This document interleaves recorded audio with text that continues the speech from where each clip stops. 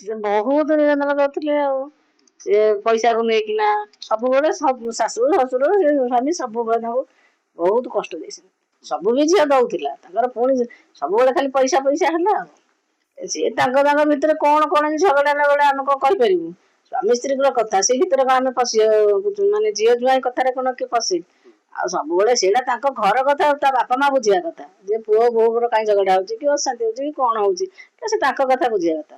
ଆଉ ସିଏ ତ ଧୀରେକି ରହିଲେ ପୁଅ ଯାହା ହେଲେ ତାଙ୍କ ସେମାନେ ସବୁ ବତାସିକା କରିକି ମା ସବୁ ଏତିକି କଲେ ସବୁ ଝଗଡା ହେଇଛି ଆଉ ଝିଅକୁ ତ ଏତେ ଦୁଃଖ ଦେଇକି ମାରିଲେ ଆଉ ସେଥିପାଇଁ ଆଉ 7 ବର୍ଷର ମାନେ କଷ୍ଟ ଚାପି ଯାଇ ଭଗବାନ ଆମକୁ ସତ୍ୟ ନ୍ୟାୟଟା ଦେଲେ ଆଉ ମା ମଙ୍ଗଳାଙ୍କର ମୋର ବହୁତ ବିଶ୍ୱାସ ମା ଠି ମା ମତେ ଦେଲେ ଏତିକି ଦୁଃଖ ଖାଲି ତା ପୁଅଟି କେମିତି ମଣିଷ ହଉ ଆଉ ତା ପୁଅଟିକୁ ଭଗବାନ ସବୁବେଳେ ସାହା ହୁଅନ୍ତୁ ସମସ୍ତେ ଆପଣଙ୍କର ଆଶୀର୍ବାଦ ରହୁ ଏଇଟା ଆମର ବଡ କଥା। ନାଇଁ ଆଉ ପୂର୍ବ ଜିନିଷଟାକୁ ମୁଁ ଆଉ ଏତେ ଦୌଡ଼ିବାକୁ ଚାହୁଁନି। ମୁଁ ଏତିକି କହିବି ଯେ ଝିଅ ମୃତ୍ୟୁହାର 7 ବର୍ଷ ହେଇଗଲାଣି।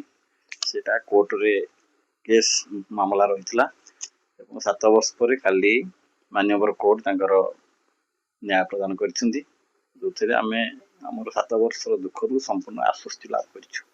ବାପାଙ୍କୁ ସେ ସମସ୍ତ ସାକ୍ଷ୍ୟ ପ୍ରମାଣ ଯାହା ଥିଲା କୋର୍ଟ ପାଖରେ ସେ ସମସ୍ତ ତର୍ଜମା କରିକି ସେ ତାର ନ୍ୟାୟ ପ୍ରଦାନ କରିଛନ୍ତି।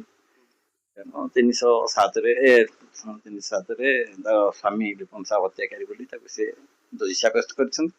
ଆଉ ବାପାଙ୍କ ଉପରେ କିଛି କଣ ପାଇ ନ ପାଇ ତାଙ୍କୁ ସେ ଦୋଷମୁକ୍ତ କରିଛନ୍ତି ଆଜୀବନ ସଜା ସହିତ 20,000 ଅର୍ଥଦଣ୍ଡ। ଝିଅକୁ ତ ହରେଇଛୁ ଝିଅକୁ ତ ଆଉ ଜୀବନ ସାରା ପାଇବୁନି ସେଇ ଦୁଃଖ ତ ରହିବ କିନ୍ତୁ ଗୋଟେ ଯୋଉ ଟେନସନ ଥିଲା ମୁଣ୍ଡରେ ଗୋଟେ ସେଥିରୁ ସମ୍ପୂର୍ଣ୍ଣ ଆଶ୍ୱସ୍ତି। पवित्र दोल ओ होली उपलक्षे बयनिका आनिछि 20+10% सरकारी रिहाती 4 मार्च पर्यंत। आज ही आसंतु बयनिका आउटलेट बा ऑनलाइन शॉप करंतु बयनिका.com रे।